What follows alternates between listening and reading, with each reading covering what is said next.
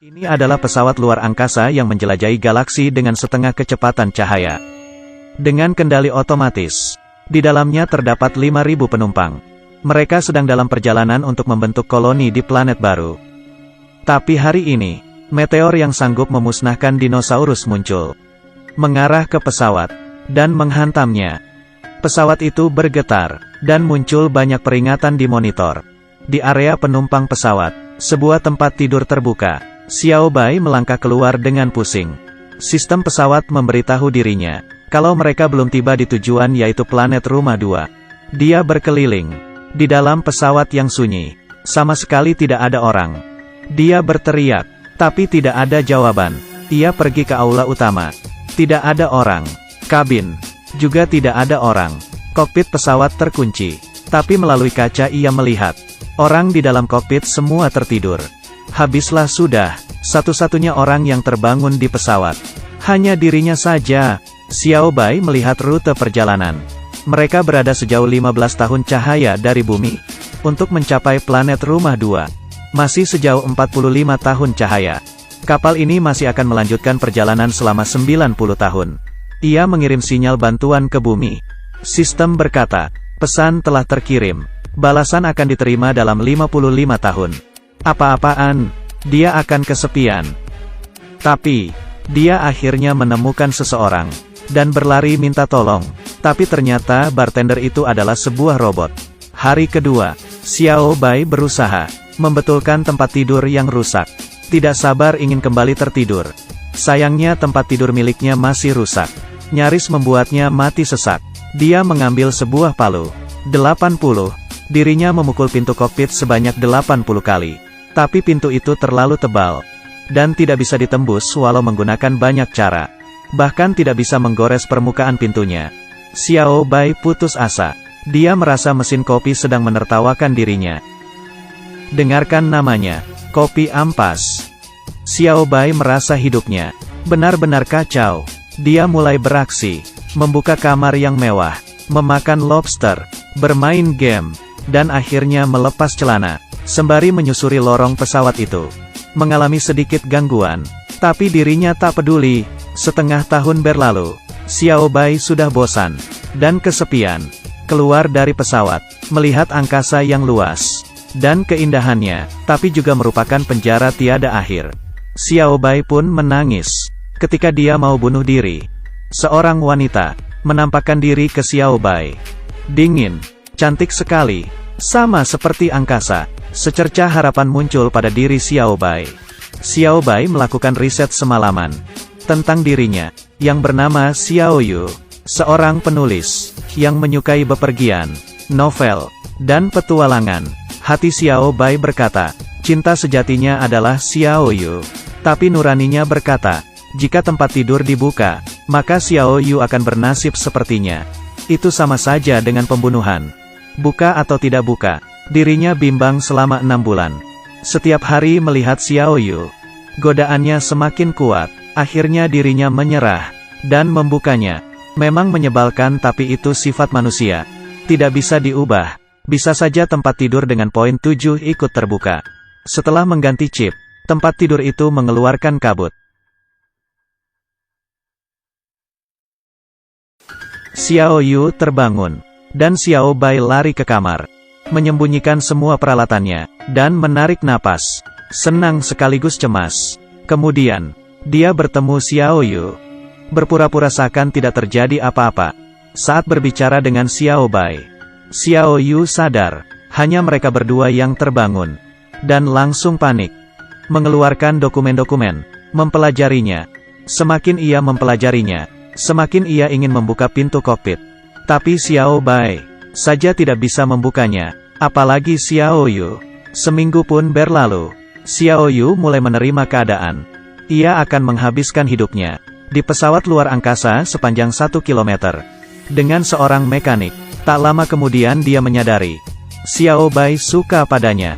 Ada hal yang aneh jika dilakukan sendiri. Tapi jika dilakukan berdua disebut cinta. Mereka mengobrol dan menari. Berenang bersama. Sempat. Xiao Yu merasa beruntung. Karena bukan dia satu-satunya yang terbangun. Suatu hari, Xiao Bai menyuruh robot mengantarkan surat, mengajak Xiao Yu melihat bintang. Dia pun mau. Mereka berdua bergandengan keluar dari pesawat, bermain di luar angkasa, dengan pemandangan galaksi. Tidak ada yang lebih romantis lagi, bukan? Saat mereka kembali, Xiao Yu mencium Xiao Bai. Mereka lepas kendali. Bahkan nasi yang terasa lezat dijatuhkannya. Penonton pasti iri. Ini adalah kotoran anjing yang kumakan. Setelah sesi yang romantis, mereka berpelukan. Malamnya, dia menggunakan kabel untuk membuat cincin. Berniat melamar Xiao Yu. Pada saat dirinya datang, robot bartender keceplosan dan memberitahu soal kapsul Xiao Yu. Xiao Yu tidak senang, menjatuhkan Xiao Bai ke neraka. Bagaimana kamu tega? Aku mencoba untuk tidak melakukannya. Tapi Xiao Yu marah. Dia bahkan sampai gelap mata, kembali ke kamarnya, dengan kekecewaan yang teramat sangat. Xiao Bai merusak hidupnya, tapi malah berpura-pura menjadi penyelamat hidupnya. Dia dengan marah datang ke kamar Xiao Bai, melihat Xiao Bai seperti melihat orang mati, dan meninju muka Xiao Bai, memukulnya terus, melampiaskan kekesalannya, naik ke ranjang, menginjak Xiao Bai. Masih belum lega, dia mengangkat linggis, bersiap memukul Xiao Bai. Mukanya memerah, tapi tidak memukul Xiao Bai. Dan malah menangis, karena jika Xiao Bai mati, dia akan sendirian. Xiao Bai memikirkan berbagai cara untuk minta maaf. Dirinya mengetahui Xiao Yu suka tanaman, menanam pohon di aula utama. Tapi masih saja, dia tidak bisa memaafkannya. Aku tidak peduli. Aku tidak bisa menerima alasanmu membangunkanku. Kau merenggut hidupku. Hubungan mereka menjadi dingin. Kerusakan pesawat semakin parah. Xiao Bai terjebak di lift. Berondong jagung bertebaran di mana-mana. Tapi yang lebih penting adalah, ruangan yang sebelumnya sunyi mulai mengeluarkan suara. Seorang pria berdiri di samping pohon. Dia tampak kesal. Siapa orang bodoh yang menanam pohon di pesawatku? Mereka yang mendengar suara orang itu mendekat dan menemukan rang ini adalah kapten pesawat. Ada penyelamat. Kapten kemudian membawa mereka ke kokpit, melihat mereka berdua terbangun 2 tahun lalu. Karena terkena meteor, dan itu menyebabkan bagian dari pesawat rusak, menyebabkan serangkaian kerusakan beruntun. Sekarang, sistem dari kapal semakin rusak, dan jika tidak bertindak cepat, semua orang akan terbunuh. Setelah itu, kapten tersungkur jatuh. Mereka berdua membawanya ke stasiun medis. Setelah diperiksa ternyata, pada tubuh kapten, ada 600 lebih kelainan. Dia tidak seberuntung Xiao Bai. Saat terbangun, sistem tempat tidur kapten telah kacau. Dengan kata lain, umur kapten tidak lama lagi. Menjelang ajalnya, dia berkata pada Xiao Bai dan Xiao Yu, di kapal ini, satu orang dapat menjadi kesepian. Tapi dengan 2 orang, mereka bisa saling mendukung. Kapten memberi gelang identitas kepada Xiao Bai, memintanya untuk memperbaiki pesawat. Kemudian, dirinya pun meninggal. Tiba-tiba lampu peringatan merah menyala, dan mengeluarkan sirene peringatan. Sistem gravitasi pesawat juga kehilangan kendali. Mereka terombang-ambing, kesulitan untuk bergerak. Mereka masuk ke ruang mesin untuk melakukan perbaikan. Mereka tidak dapat membukanya. Xiao Bai mengeluarkan peralatannya, menyalakan alat itu. Dalam sekejap, Xiao Yu tersedot masuk. Ada lubang yang menyedot udara secara banyak. Xiao Bai mengeluarkan komputer, menutup lubangnya dengan cepat, menstabilkan tekanan udara. Setelah diperiksa, ada lubang yang disebabkan oleh meteorit. Mereka melihat lubangnya dan mengikuti arah kerusakan sampai mereka tiba ke reaktor pesawat. Pertanyaannya adalah, meteor itu mengenai reaktor pesawat, membuat sistem kacau. Sistem lain yang mengatur pesawat rusak satu persatu. Xiao Bai menemukan suku cadang, memasangnya pada komputer. Setelah sistemnya menyala kembali, reaktornya menjadi semakin rusak. Mereka dapat merasakan panas yang dikeluarkan. Agak sia-sia, sistem pembuangan udaranya macet. Dengan cepat, panasnya akan meledakkan pesawat. Xiao Bai mengeluarkan baju yang diinsulasi untuk menahan panas. dan bersiap keluar pesawat, untuk memperbaiki saluran pembuangan udara secara manual. Sangatlah berbahaya. Xiao Yu kembali ke reaktor, dan situasi tidak semakin membaik.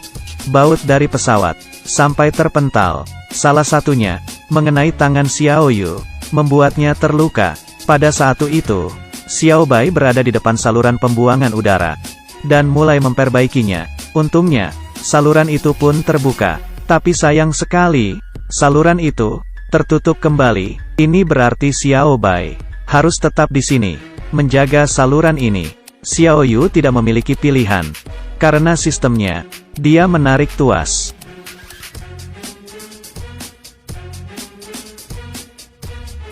Setelah 10 detik, Xiao Bai terhembus oleh api ke angkasa yang gelap.